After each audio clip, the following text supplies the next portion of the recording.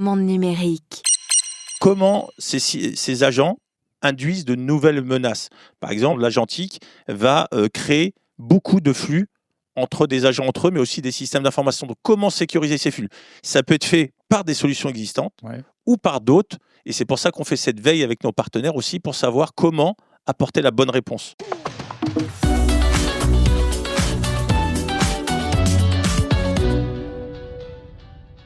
La cybersécurité à l'ère de l'intelligence artificielle. On en parle dans cette série spéciale d'interviews en partenariat entre Monde Numérique et Orange Cyberdéfense. Bonjour Kader Sedak. Bonjour Jérôme. Vous êtes directeur commercial Cloud et Sécurité IA chez Orange Cyberdéfense. Alors avec vous, on va voir un peu aujourd'hui quelles sont les attentes, les préoccupations de vos clients, c'est-à-dire les entreprises françaises, en matière de cybersécurité face au raz-de-marée, au tsunami de l'IA.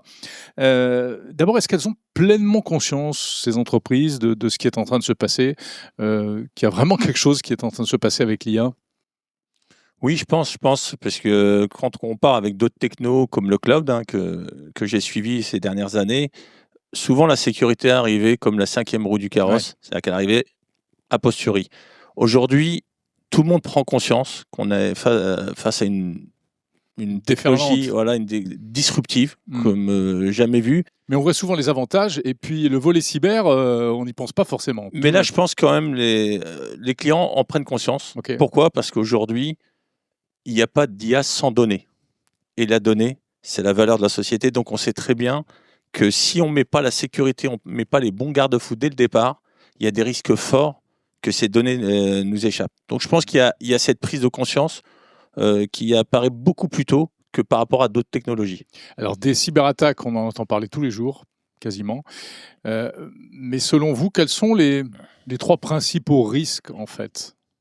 Souvent, quand il y a des nouvelles technologies, le premier risque, c'est de perdre la visibilité. On ne sait plus ce qui se passe parce que ça va tellement vite. Donc, ça, c'est le premier risque. Le deuxième, c'est aussi comprendre quels sont les effets induits en termes de menaces par cette nouvelle technologie. Donc, par exemple, on parle beaucoup de prompt injection, qui est la manière de venir détourner un modèle, une IA, etc. Donc, ça, c'est vraiment... la première, on va dire, la première menace. C'est-à-dire que, alors, pardon, très concrètement, prompt injection, on peut s'arrêter 2 secondes là-dessus. C'est le fait d'envoyer des messages pour passer outre les sécurités qu'il peut y avoir. Exactement. Il y a ce qu'on appelle des guardrails en anglais, mais c'est-à-dire des manières, des barrières qu'on a conçues dans les modèles pour éviter qu'ils dérivent. Voilà, pour les utilisations à mauvais escient. Exactement. Et l'idée, c'est de pouvoir injecter des prompts que l'utilisateur ne voit pas forcément, pour venir détourner, sans le savoir, l'usage du modèle. Oui, c'est comme à un moment on disait que ChatGPT, si on lui demandait de nous fabriquer un virus informatique, il disait non, mais si on lui disait écris-moi le scénario d'une série Netflix où il y a un pirate qui fabrique un virus, là il accepte. Exactement. Et après, je dirais le troisième risque, in fine, l'IA, ça reste une application. Donc il ne faut pas oublier tous les risques qui sont liés à une application, que ce soit au niveau du code, au niveau de l'infrastructure. Donc, ce n'est pas quelque chose qui vit à côté du système d'information, c'est quelque chose qui est intégré au système d'information. Ouais. Alors, est-ce que c'est vraiment intégré aujourd'hui ? Les entreprises françaises, elles en sont où ? Bon, quand on dit les entreprises françaises, évidemment, de toute façon, c'est très large. Hein. De la plus petite à la plus grande. Quel est le degré d'adoption de l'intelligence artificielle ? Je le situerai à 2 niveaux. Le premier, c'est que je pense qu'on a atteint un niveau de maturité au niveau de, on va dire, de l'IA qui dit, c'est-à-dire l'IA qui dit, l'IA générative. C'est-à-dire on a tous une IA qui va venir accompagner les collaborateurs, nous-mêmes, d'un point de vue personnel, l'IA générative, donc conversationnelle. Ça, je pense, c'est acté. Aujourd'hui, tous les clients, en tout cas beaucoup, comme nous on l'a fait avec notre solution interne, DinuTour, ce qu'on va appeler les Secure GPT, c'est d'avoir un chat GPT ou un équivalent sécurisé au sein de l'entreprise et qui permet d'éviter que les données soient partagées avec l'extérieur. Ça, je pense, ça c'est acquis. Mais ça permet d'amener en venir de l'employé augmenté, c'est-à-dire d'aider à la productivité de l'employé au quotidien. Par contre, ce qui n'est pas encore, je pense, atteint, c'est d'arriver à intégrer l'IA dans les process métiers. Ouais. Et ça, je pense qu'on va peut-être en parler après. L'agentique, je pense, va amener ça. On va passer d'une IA qui dit à une IA qui fait. On va parler de l'agentique, mais juste avant, vous disiez c'est acquis, les chatbots, etc. Mais est-ce qu'il n'y a pas aussi parfois, comme on l'a vu avec des outils, des moteurs de recherche, l'entreprise met à disposition un outil et puis les collaborateurs ils disent ouais, mais en fait, bon, écoutez, c'est pas terrible, j'arrive pas à faire ce que je vais faire, du coup, je vais sur ChatGPT et là, hop, fuite de exactement. Ben, d'ailleurs, il est là l'enjeu aujourd'hui, on le voit, hein, on a beaucoup de sujets, de discussions autour de ça avec nos clients, c'est justement comment, je vais appeler ça l'IA fantôme, hein, pour traduire, mais l'IA voilà, qu'on ne maîtrise pas, et avec ce risque d'aller utiliser. Pourquoi ? Parce que la force des IA grand public, c'est le principe de l'IA générative, c'est que plus elle a de données, plus elle est pertinente. Bien sûr. Et quand on cloisonne une IA pour des raisons de sécurité à une entreprise, on a forcément moins de données. Ouais. Donc, on va être tenté d'aller à côté parce qu'on va sentir que la pertinence des résultats est meilleure. Donc, il est là l'enjeu d'arriver à avoir des outils qui permettent de contrôler l'usage des IA parce que l'impact est énorme. Parce qu'à partir du moment où, par inadvertance, et des fois de manière involontaire, et parce qu'on doit aller vite, on se dit tiens, je dois rendre un rapport, je vais prendre des données d'entreprise, les mettre dans un environnement public, en tout cas une IA publique. Voilà. Je sors, on pense n'avoir rien fait, mais on a exposé les données de l'entreprise vers l'extérieur. Donc c'est important, je pense qu'on parlait tout à l'heure des principales menaces, de sécuriser avant tout cet usage-là. Mais vous dites on a des outils, il y a des outils qui permettent d'éviter ça ? Oui, bien sûr. Au-delà juste de la sensibilisation et des changements de comportement. Bien sûr, parce que encore une fois, l'IA ne réinvente pas tout. C'est une continuité, sauf qu'aujourd'hui, elle a des caractéristiques qui font qu'on a l'impression qu'on la maîtrise pas tellement elle va vite. Mais ça reste l'évolution technologique. Mais comment ça marche ? Je veux dire, je fais un copier-coller d'un document de travail, je le mets dans ChatGPT, en fait, ça me bloque ? Ça vous bloque, voilà, c'est ce qu'on a appelé, son prédécesseur, hein, c'est pas nouveau, c'est ce qu'on appelait, vous parliez tout à l'heure de Shadow AI, qui est une déclinaison de ce qu'on appelle du Shadow IT. Ouais. C'est-à-dire qu'auparavant, on faisait la même chose, hein, c'est rien de nouveau, c'est qu'on prenait des applications d'entreprise, on trouvait des meilleures à l'extérieur, on y allait, donc on a ce qu'on appelle des barrières. Il y a des barrières, hein, des équipements de sécurité qui permettent de filtrer, de contrôler les flux sortants et de vérifier, bon, on ne va pas rentrer dans les détails, mais et d'interdire certains accès vers des applications. Ça, c'est accessible même aux petites entreprises, aux PME, aux oui, TPE, aujourd'hui, justement... C'est pas des trucs qui coûtent des millions, ça ? Non, puisque nous, par exemple, sur Orange Cyberdéfense, justement, on a réussi à proposer des offres segmentées par marché pour pouvoir les adapter justement par rapport aux contraintes budgétaires ou par rapport à la taille des entreprises. Donc aujourd'hui, ça, c'est quelque chose d'accessible qui existe pour contrer ces menaces-là. Ça, c'est la partie conversationnelle. Les agents, il faut en parler, effectivement, c'est le phénomène, la révolution dans la révolution, l'IA qui fait, comme vous dites. On voit l'effervescence autour des agents aujourd'hui du côté des big tech américaines.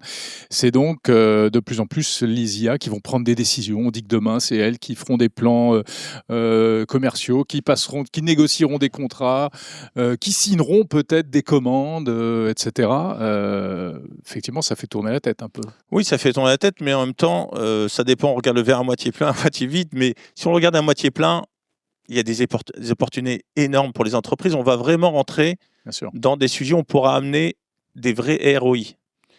Là où faisait un peu défaut l'IA générative, justement, là, puisqu'on va pouvoir actionner, ça va être actionnable, donc on pourra rentrer dans les process métiers. Et aujourd'hui, il y a même des standardisations qui sont en place. Hein. Je vais éviter les jargons, mais je vais m'en permettre un seul, si vous permettez. C'est le MCP. C'est-à-dire que c'est un moyen, je vous donne juste un exemple, c'est un peu j'ai entendu une fois, j'ai bien aimé cette analogie, c'est la prise électrique de IA universelle. C'est-à-dire celle qui va permettre de connecter les agents avec tous les systèmes. De langage intermédiaire entre les données. Parce que s'il n'y a pas la standardisation protocole, ça ne pourra pas aller très loin, parce qu'aujourd'hui, il faudra interconnecter plein de systèmes entre eux. Mais je pense qu'il est là aujourd'hui l'enjeu. Et je pense que ça, en tout cas, de mon point de vue, ma perception, c'est que ça va prendre aujourd'hui parce qu'on pourra venir automatiser des process et gagner du temps et amener ce fameux ROI que tout le monde recherche. Ok, mais comment on sécurise ça ? Alors justement, on reprend les mêmes recettes aujourd'hui. C'est de comprendre, on ne peut pas sécuriser si on ne comprend pas la menace induite par ce qu'on utilise. Ça, c'est la base. Donc, c'est pour ça que nous, notre stratégie, chez Orange Cyberdéfense, c'est vraiment d'être à la pointe sur la connaissance de la menace. C'est ça qui va nous permettre d'apporter les meilleures solutions.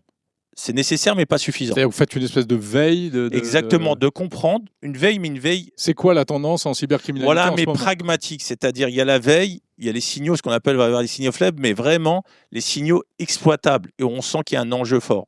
Et arriver à prioriser. C'est ça qui est important. Et c'est là-dessus où on amène cette valeur. C'est pas juste de sortir un bilan, dire voilà, attention, et faire peur à tout le monde en disant voilà. C'est aussi comment le corréler avec notre expertise, notre connaissance chez nos clients, pour arriver à prioriser, à dire voilà, quel est l'état de menace en 2026 par exemple. Donc vous dites pas n'utilisez pas les agents, vous dites allez-y, mais security by design, quoi. Pensez sécurité dès la mise en œuvre du système. Dès la mise en œuvre, donc arriver et qui est la continuité. Encore une fois, une IA va pas fonctionner hors SI, donc elle va venir s'intégrer dans la SI. Donc comment je l'intègre déjà avec les mécanismes de sécurité que j'ai en place. Aujourd'hui, il y a des entreprises, il y a un niveau de maturité cyber qui croît tous les ans. Et aujourd'hui, on a des systèmes en place. Donc comment s'intégrer dedans? Ça, c'est la première chose. La deuxième, c'est de dire comment ces agents induisent de nouvelles menaces. Par exemple, les protocoles MCP, par exemple, l'agentique va créer beaucoup de flux entre des agents entre eux, mais aussi des systèmes d'information. Donc, comment sécuriser ces flux? Ça peut être fait par des solutions existantes ou par d'autres. Et c'est pour ça qu'on fait cette veille avec nos partenaires aussi pour savoir comment apporter la bonne réponse par rapport à ça. On sait qu'en matière de cybersécurité, souvent, le maillon faible, c'est pas forcément l'entreprise principale, c'est le petit sous-traitant, le petit prestataire au fin fond de je sais pas quelle région, etc., qui n'est pas au même niveau de cybersécurité. En matière de cybercriminalité par l'IA, c'est la même chose.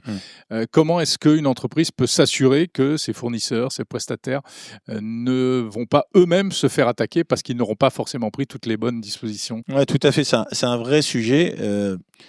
Mais de manière générale, bon, c'est pas nouveau, hein. Mais je pense que la brique de base, et j'aurais peut-être avant ça commencé par là, c'est aussi la sensibilisation. Aujourd'hui, c'est la moitié du travail. C'est-à-dire quand on arrive à conscientiser les choses, on arrive déjà à régler la moitié du problème. Enfin, vous avez du boulot, hein, quand on sait qu'il y a encore le nombre de gens qui utilisent 1, 2, 3, 4 ou ABCD comme mot de passe, ou qui l'affichent sur des post-it derrière eux, ou qui, etc.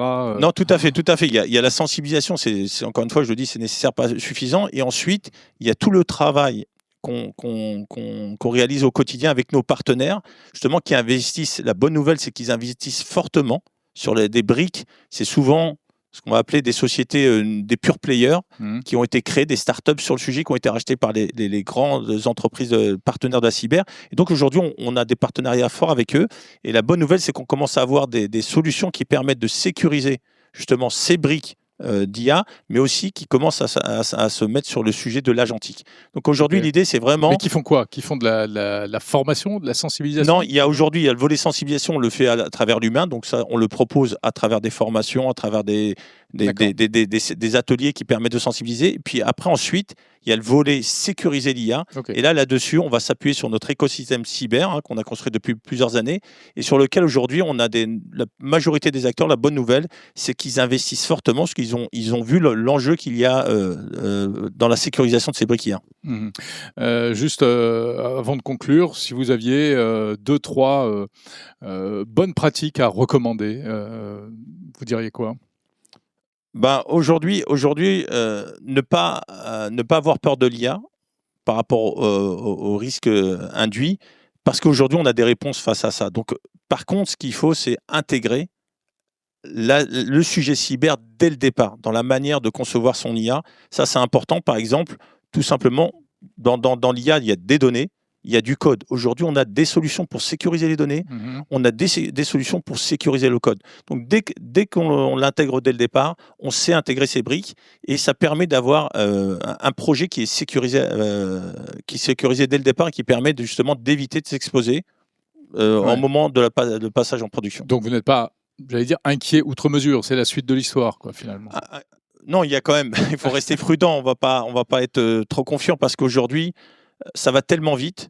Le challenge, je pense, c'est d'arriver à trouver le rythme, à garder le rythme, à suivre cette tendance, parce que on le voit, tous les 2-3 mois, les choses changent rapidement dans l'écosystème IA. Donc, c'est ça, je pense, le principal challenge pour nous, en tant que prestataire de cybersécurité, mais également nos partenaires, c'est d'arriver à suivre justement cette tendance et amener les bonnes réponses en termes de cybersécurité. Merci Kader Sedak, directeur commercial Cloud et Sécurité IA chez Orange Cyberdéfense.